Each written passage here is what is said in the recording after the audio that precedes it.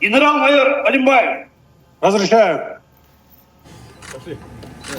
Президент Садыр Жапаров уруксаат берип, Кыргыз-Тажик чегарасы расмий ачылды. Эки өлкөнүн облус жетекчилери кол алышты. Облус башчысы Айбек Шаменов тажикстандык коллегасы Раджапбай Ахмедзоданы Кыргызстанга жол баштады. سولی پروفایل شود، سولی سرحاصل شود. پیشوای ملت جناب عالی محترم امام رحمان و صدیق جعفرov ابداً باشد تا همه آرزوی نیک به رسید. رحمت شما. رحمت.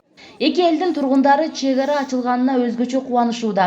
Арадан жылдар өтүп, туугандарын көрүп жаткандарына ыраазы болушту. Manavut prezidentlerimizge çoğunlukçun razıçılık bildiririz. 2019 yıl şu yol jabılgan sonra 6 yıldan beri bir tuğan aka-ukalarımды көрбөйт edem. Biz öte kuvanyçlıyız. Тажикстандын Согди облусунун башчысы Раджапбай Ахмедзода, президенттин Баткен облусундагы ыйгарым укуктуу өкүлү Айбек Шаменов баштаган жетекчилерди Тажикстанга баштап маданий иш-чараларына күбө болушту.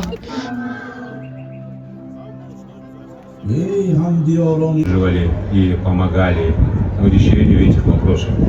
Уважаемые друзья, не зря в народе говорят, соседи не выбирают, они даны Богом. И доказательством этой мудрой пословицы является то, что жители Сагдийской и Баткенской областей пьют воду с одной реки. Нас объединяют общие традиции и общая история. Бүгүнкү күндө чегара расмий түрдө ачылып, унаа каттамы каттап баштады. Ошондой эле Лейлек районунда дагы кайрагаш жана маданият өткөрмө пункту ачылды.